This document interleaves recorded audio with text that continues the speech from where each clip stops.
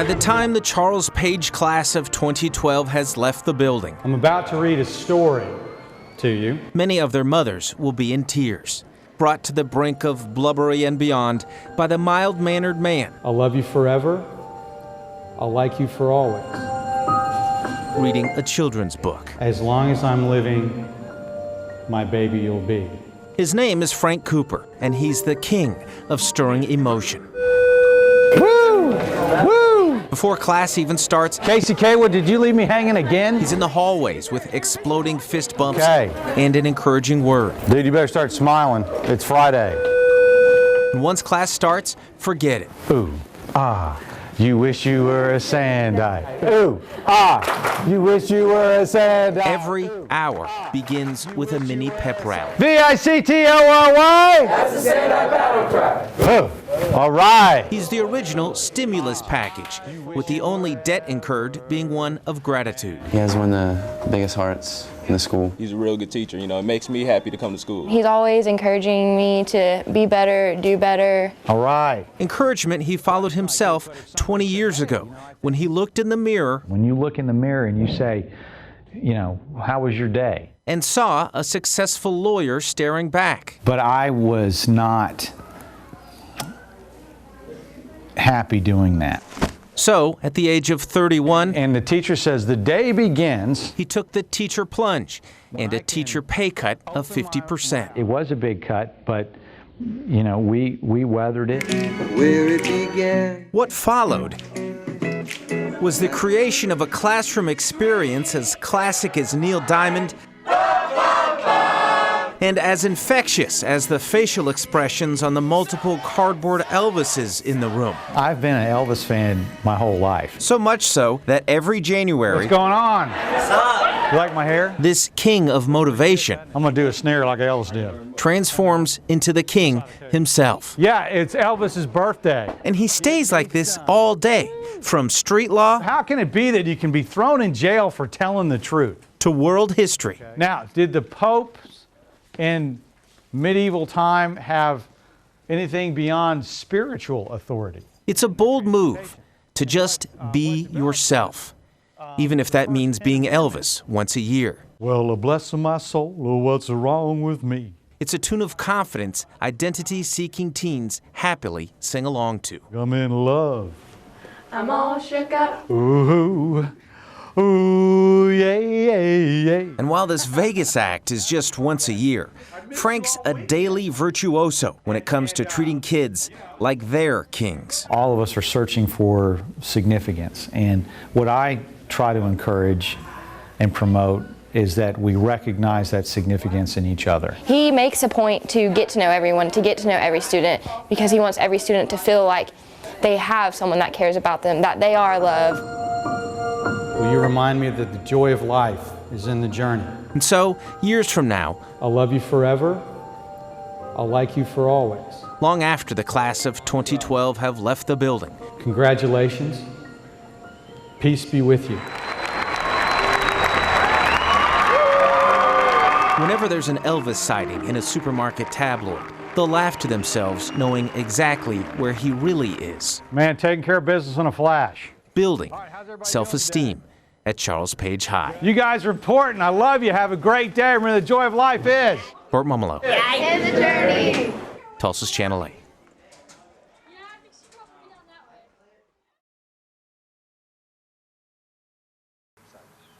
It's stated emphatically, Biscuit Acres is a park for dogs, but that exclamation point should really be a question mark. We just want to give the cats a chance. Biscuit Acres volunteer Douglas Youngdahl explaining the reasoning behind the new shared status of the park, cats only from January to June. Although there are 66 million dogs approximately, there are 70 million cats. A fact brought to his attention by the cat-loving group who have temporarily renamed the park Meow Manor, the organization known as PTOC. It's People for the Equitable Treatment of Cats. Southwest Chapter President Lisa Day gathered 1,200 signatures to convince park officials to share the wealth. Cats deserve this. They deserve a park, just like dogs. But of course, they aren't just like dogs. I heard about Meow Manor from My mother. Our interview with Matt was cut short when his cat Frank got away from him and took off faster than lightning. A scenario that's raising concern. Our concern is that the cats are going to be out more. Tulsa firefighters doubling their practice of rescue techniques in anticipation of a spike in calls for stranded cats. If we have to climb a tree to get a cat out, we have to incorporate all the safety systems and the rope systems to make sure our firefighters are safe. A worry not appreciated by Jaja, whose owner Lynn is optimistic city officials will be tolerant. We all have to get along. And that's what the world's about, sharing. Besides, say cat lovers, this is also an issue of improving animal health. When Bevel ran free for the first time, she barely made it 100 yards. She's so fat that I think she just ran out of energy. The dog reaction? Not exactly happy, with territorial shuffling just outside the fence and a boxer doing a double take. A unique lesson in diplomacy for kids. There haven't been any cat parks, and I think that this is a fair way for cats to just roam around and play. Meow Manor, a new milestone on the landscape of political correctness. Some say ridiculous, some say about time, some say April Fools. April Fools! April Fools! April Fools! April Fools! Burt Mummolo. Tulsa's Channel 8.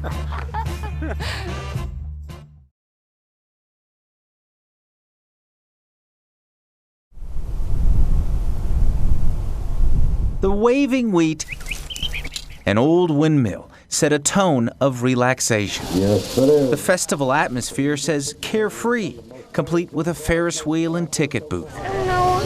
But then you notice the small boy backing away cautiously as a sinister sound builds in the air.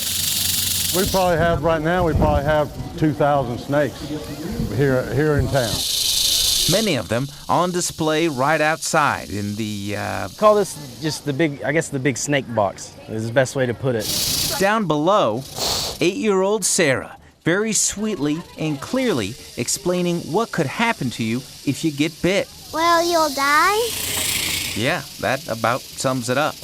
And occasionally, it does happen. There was a guy, 2 years ago that died from complications of a snake bite, yes. His name was Joe Maddox. His picture on display right next to the rattler that killed him.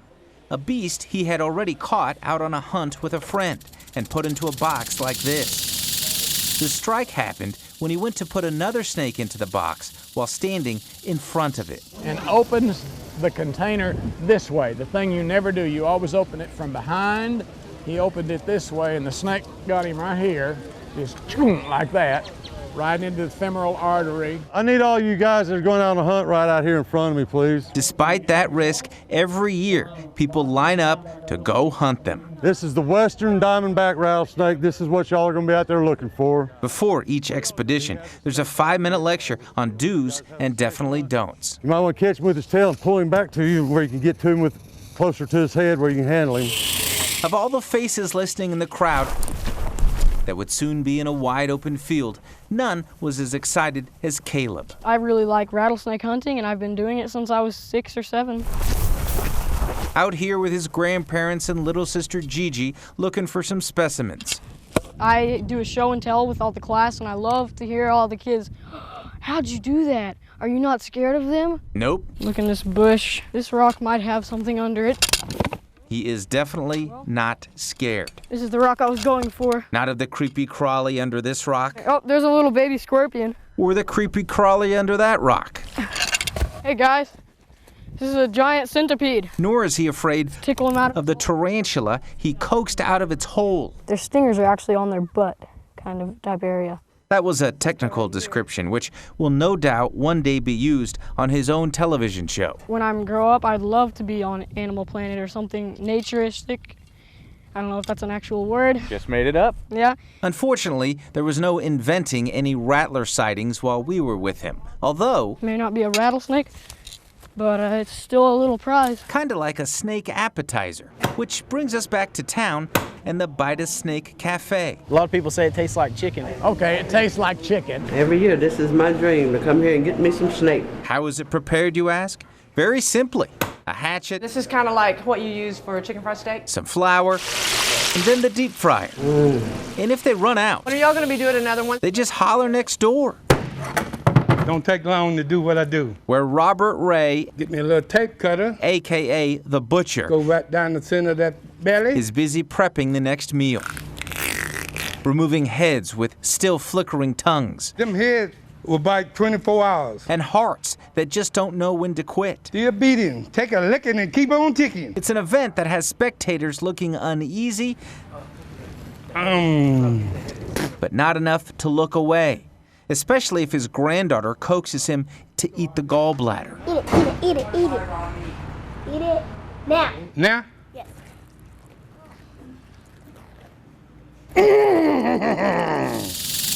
The 47th annual Mangum Rattlesnake Derby. Guaranteed to put a tingle in your spine and then some. When you drink that snake blood, your old tongue kind of tingles. Burt Mummolo. Got a little tingle to it. Tulsa's Channel 8.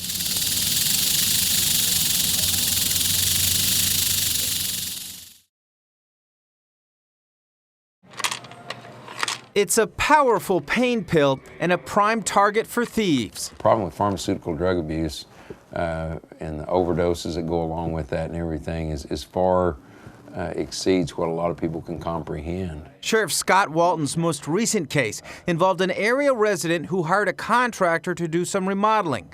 Coincidentally, some pain pills went missing from the house. The homeowner's dilemma? Everything comes down to being able to prove your case. He had his suspicions, but he didn't have proof. So to get it, he went to the crime-fighting aisle of the grocery store and picked up a box of Cheerios. He cut a hole in the box, took the Cheerios out, put a camera in, and sat back and watched the thief do his thing. And there it was, proof that the contractor was up to more than just remodeling. The sheriff's reaction? I'm just grateful that people can think outside the box, if you want to say it that way. So thieves, beware. You never know who's watching. Could be Tony, could be Fred. Don't even think about stealing from the Wheaties house. And to the makers of Cheerios, the sheriff has a new tagline for you. It lowers your cholesterol and catches crooks. Burt Mummolo, Tulsa's Channel 8.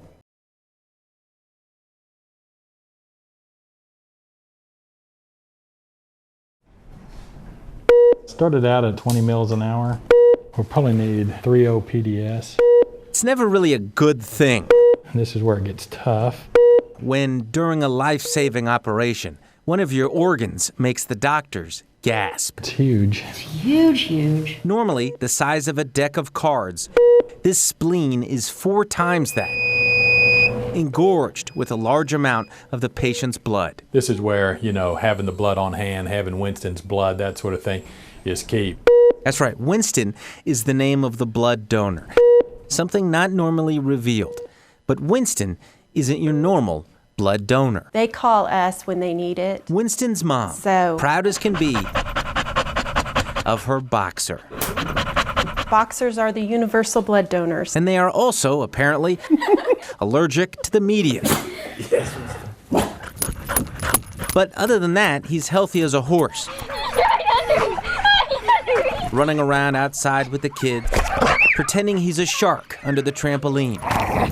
Grabbing onto a rope with his wife, Libby. He and Libby, they took to each other, and so the kids married them. Hey, if you're gonna shower together, you better be married. It's the kind of life every life-saving dog deserves. It's the kind of life a dog that had his life saved appreciates. The doctors, I guess, that saw him felt like he had acid poured on him or something. This is what Winston looked like when they first got him. Seriously wounded, starving, infected. It took like an hour or so to clean out all the maggots. His very sight scared the kids. The potential damage to his psyche scared Mom and Dad. I mean, I thought for a little while we might have to, take him back. But as sure as his scars healed, his personality turned out to be all love. Well, except to certain boys. He doesn't like men to talk to Amanda. No. Yes, what a good boy. What he doesn't seem to mind, Up just a little bit, there's the vein. is having a huge needle plunged into his jugular Blood on him. every few months to donate. He's doing very, very well. Dogs and cats need blood, just like we do in emergency situations. This is not normal. A situation that would be faced by a Yorkie named Barkley. He was a wedding gift. We've had him for 9.5 years. Blood pressure should stay pretty stable.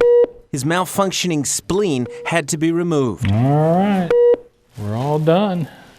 And with it, most of his blood. Now he's going to have a little bit of boxer blood in him, so I'll be interested to see if he thinks he's a little tougher now at this point. He's like, I got my spot. The answer, seen in his driver's seat position as he left the clinic. Hey, you ready to go home? In Winston, the brutality and chaos of his past behind him now enjoys a life of peace and quiet. Well, you know, figuratively speaking. Burt MUMMOLO. We couldn't imagine life without him now. Tulsa's Channel 8.